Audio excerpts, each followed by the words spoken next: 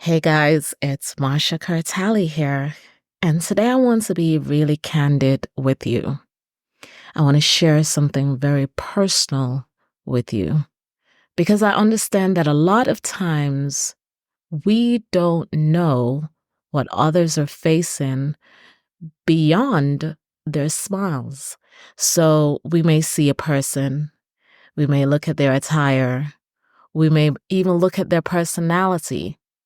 And we are so overcome by the appearance that we don't see the pain, we don't see the hurt, we do not see the need. Today, I was in a very different type of networking event, but although I've been in lots of different networking events, lately, networking serves a different purpose for me because I am new to this city, just moving back to this country.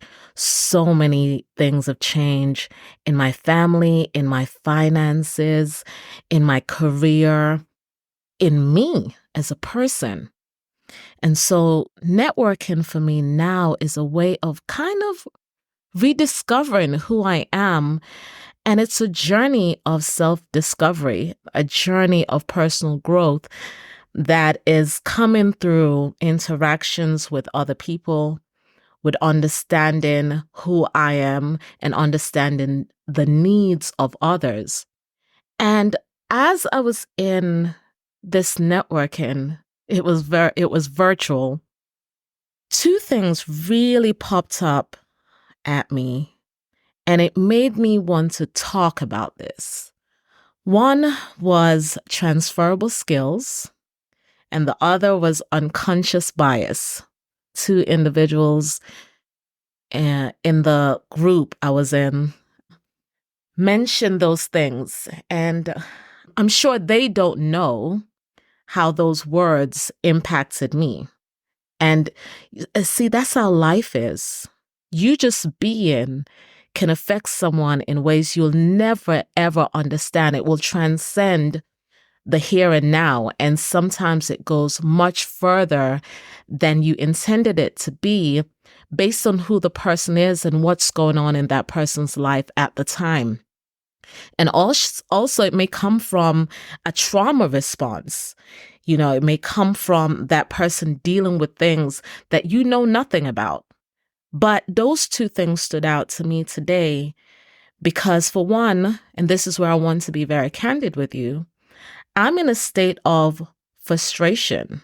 I'm in a place of trying to figure out why nothing is working, why I put in so much work, so much effort, so much time and energy and money into being self-employed, only to have a kickback, a setback constantly, where I feel like I'm always having to go over hurdles and I always have to rise from the challenges.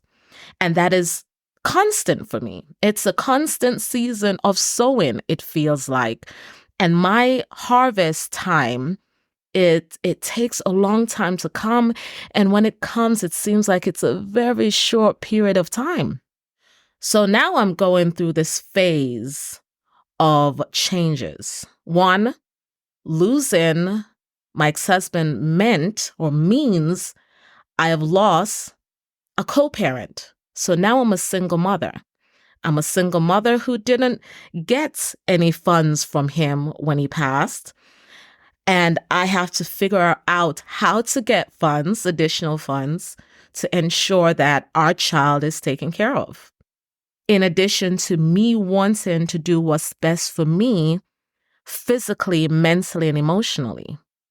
In 2018, I was diagnosed with high blood pressure because I was under a host of stress, from work to my very toxic relationship at the time with my ex-boyfriend. And that triggered what was already in my DNA.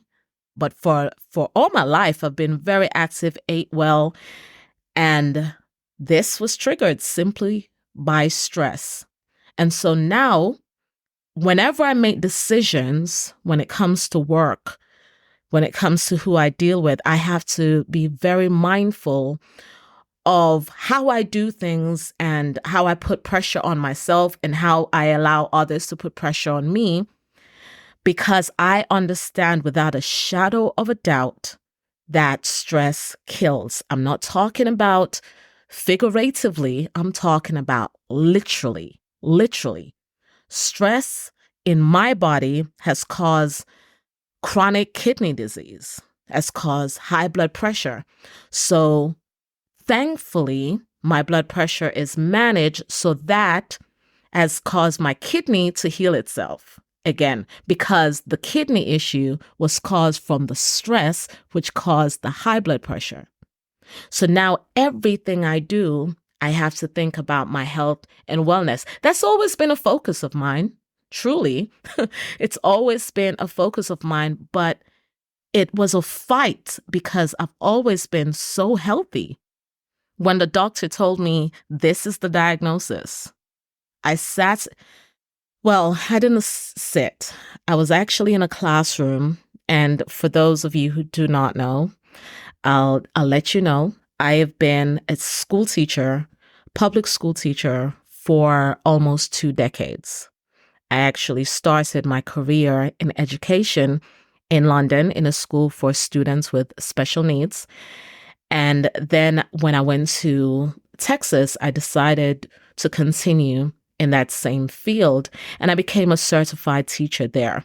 So certified to teach English, certified to teach English as a second language, reading, and then later on I received my certification, or went to school, university, to get my leadership certification, and that would allow me to become a principal of schools. And one of the years in 2018, it was amazingly stressful.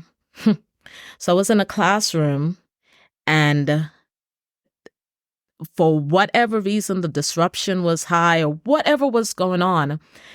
And I literally stood there and passed a clot of blood while I was standing there in the classroom. Luckily, and I know this is pretty graphic, I was wearing pants and I had a jacket that I could tie around my waist, and quickly got another teacher to cover my class. Had to get rushed to the restroom to see what was happening. And then I got an assistant principal to allow me to leave to go to the doctors. And when I went to the doctor, they did my blood pressure things as normal, but usually it's normal when I go to the doctors. In all my years of going to the doctors, I've only ever been to the OBGYN once a year. And there was a time I had to go twice a year. But this time they were amazed at my blood pressure numbers. So much so that they had to get me in the next day as well, and automatically, like immediately. And I'm talking about this, and it's unnerving me a little bit because I'm sharing private parts of myself to people I don't know, and I don't know what you will do with this information, but I'm sharing it because I know that my story is not unique to me. I know that other people go through things as well. But they came back and they told me this is what needs to happen, and they had to put me in a regimen which included blood pressure medicine, hypertension medicine, and I fought them tooth and nail because I was healthy. Me, of all the people, I worked out often. I got up at 5 a.m. and I ran and I worked out. And at that time, I was a vegan for a while. All these things. So it was like, me? No way. No. And I felt like, no, it can't be me. No, me? Why? It's like, why me kind of thing. And there are people who have diagnoses that are far more difficult to deal with than hypertension and high blood pressure. But make no mistake, high blood pressure kills. Okay, I cannot stress that enough, because that's one of the situations that had my ex-husband in the hospital with a stroke before he passed away. But when it talks about transferable skills, and I heard that today, I thought about all the years, all the things I've done over the years, and how I can use it to my benefit now as I am actually going through this journey of figuring out exactly what I want to do and narrowing it down to what I want to do. But when people come across me, they have no clue of the frustration that I may be facing. Like, I don't know what they're going through. It is mutual in a lot of instances where someone they don't know what you're going through and you don't know what they're going through. You may not know that a person do not have money to pay for electricity, or they don't know how to feed their family. You don't know that they're in these meetings, but it was their last dime or their last hope when they sat there and they're trying to come up with a solution to a problem they have, or they're trying to reach out to ask for assistance to something that's really irking them or working on them so painfully. You don't know. Sometimes the people you're looking at are on their last dime. They don't know how they're going to make it for the rest of the day. They don't know how they're going to feed their kids. They don't know. There are people struggling with things you don't know. And sometimes you meet them in a phase of transition where they're going through a rough patch. Sometimes you meet them where they are developing from one stage in their life into the next, meaning they're figuring it out. But these people have some skills, which brings me to this idea that most jobs can be taught. In fact, I say most jobs, but I really don't know which job, which career you cannot teach someone. Most jobs can be taught. So people are in your space with skills that can be transferable. Someone reached out to me and asked me to do something that on paper I haven't done. By title, I haven't done. But by skills, I've done plenty of times, constantly doing it. And so, of course, I said, yeah, sure, I would love to do it. And I'm grateful that you would consider me doing it. Transferable skills. Think about what you have. Don't think about the title. And don't think about people frowning on you because they don't know that you have what you have or know what you know. Don't think about that, because sometimes the way people deal with you, approach you, look at you, address you, respond to you, sometimes it can become discouraging because you know within yourself, deep down within you, you know what you have to bring to the table. But you might be struggling to deliver it right now, or get it, or having just the chance to deliver it. You may have an opportunity to deliver it and struggling to do so. And then some of us are just begging for the opportunity to show what's already within us, to show what we already have, to show the skills. And so transferable skills, when she said that, resonated with me because I have plenty of those over the years through life experiences, through academic experiences, through dealing with other people, running my own businesses, still running my own businesses, just dealing with people in the process of running your own business. For example, there's so many things, so many caps, so many different positions you have to fill when you're doing it by yourself anyway. So you learn a lot.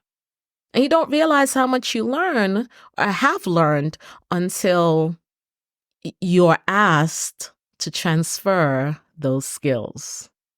The other thing that really hit home to me was this term unconscious bias. We all have it. We all have it. We all have it. It's when we hear an accent and we immediately form an opinion about that person, their intentions and their motives before knowing anything about them. Unconscious bias.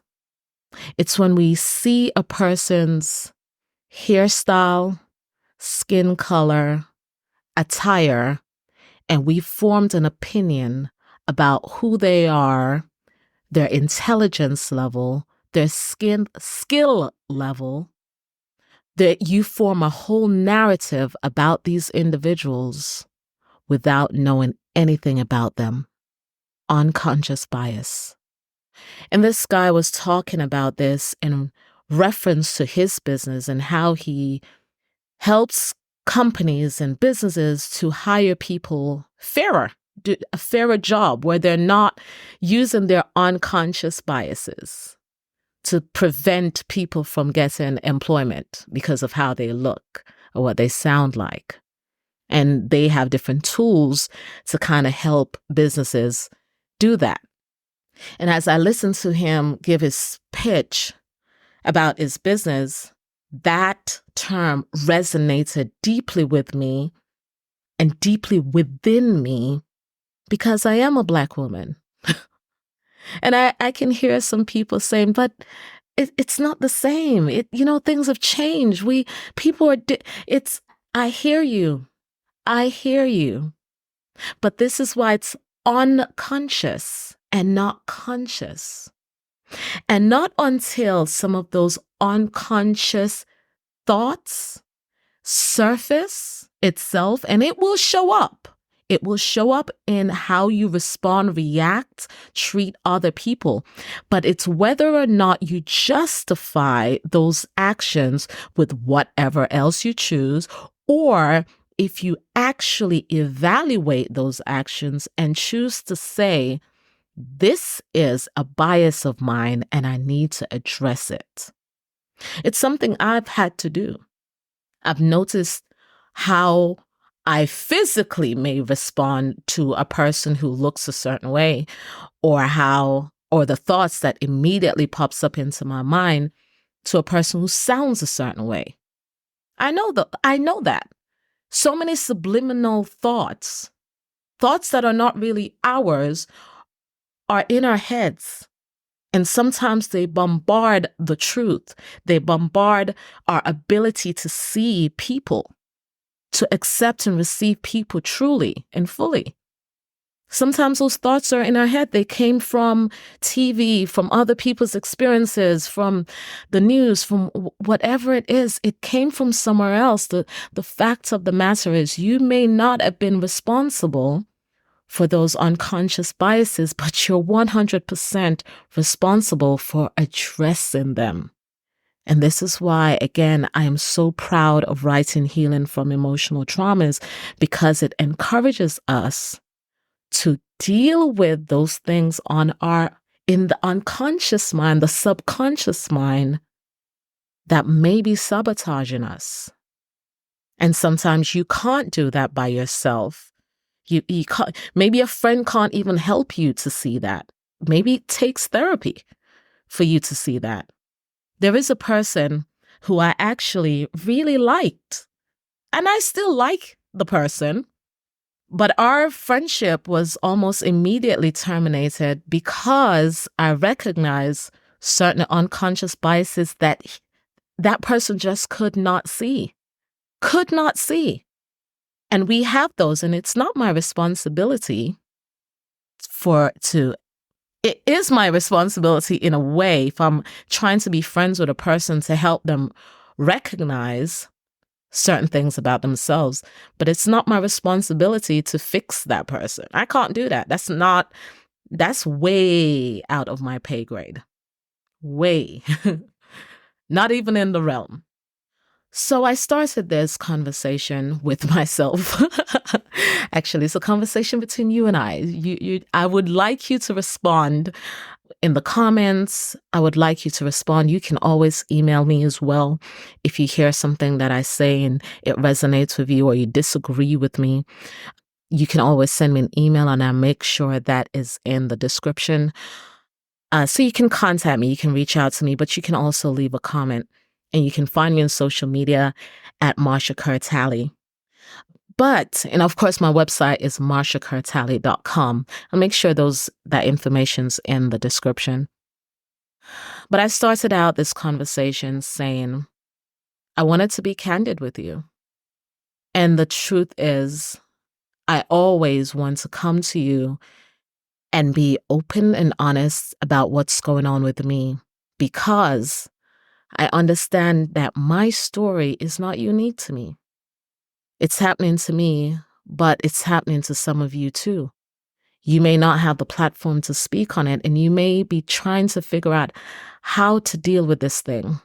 You may be in a situation like mine where you are 100% wondering, like, how am I going to make this? Like, for me, gratefully, I do have different sources of income because of things I put in place a long time ago that I can fall back on now, savings I had, things like that.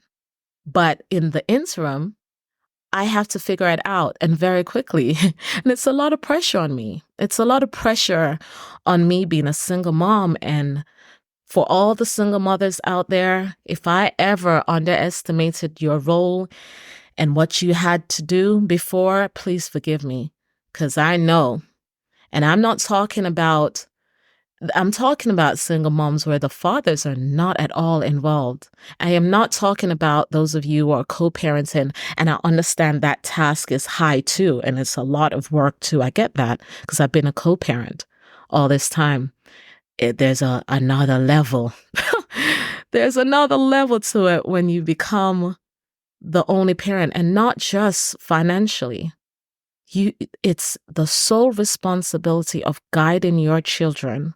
Your child is now up to you. And it's harder when you don't feel like you have family members that you trust with your child or your children. That's not everyone's reality. And I wish I could come to you and tell you my reality was I have a village. I don't. I do not. I do not. And that's my truth. That's my reality. It did take me moving all the way back to the UK to realize how much of a village I do not have. And that's my truth. And it's not to say I am ungrateful for those people who are in my life. But there's a difference when people can send you text messages and things, and when you actually have people in your corner that you feel like you can trust with your child or with your truth. And I share this because it's heavy on me right now. But I also know someone else must be going through this as well. I'm not alone. So the two things I want to leave you with today, because I have to go pick up my child from school, is this. One, you have transferable skills that you can use to earn money quickly and in the long run. And what we can do is figure out how you can use your skills for now to make money now and to keep making money. You have skills and you have resources to help you emotionally and mentally. And I know sometimes it's just challenging to reach out to those people to do so. Sometimes it just takes a lot of effort just to make the phone call. I guess it feels overwhelming. And plus, you don't always want to let people know that you're struggling. I understand that. But you have to do it. You have to. And then secondly, I want you to address some of the unconscious biases you may have. It's shown up. You've seen it. They've shown up. The ones that have shown up. The ones that haven't shown up yet, don't worry about them. But the ones that have shown up, I want you to address them because they could be preventing you from living a better life.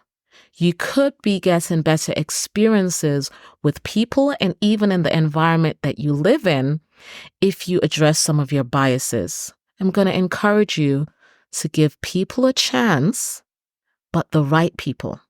Those people you need to cut off and keep it pushing, cut them off and keep it pushing. Don't make excuses for them. Don't internalize what they've done to you. Just cut them off, keep it pushing. But there are other people who you may have to give them a chance for you to see another side of life. I know that we don't know everything about everyone we see. People wear a mask every single day. We hide behind smiles, good looks. And that's another story for another day, because people look good. People somehow think we just don't go through anything.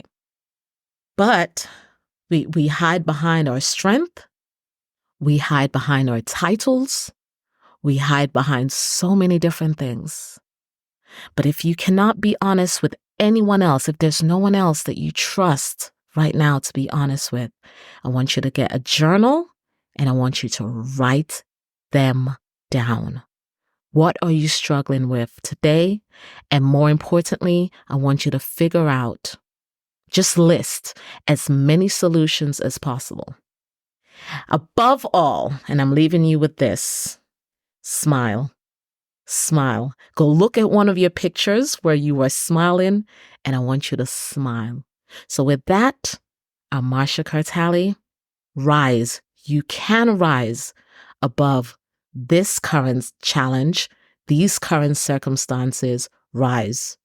Until next time, I'll talk to you soon.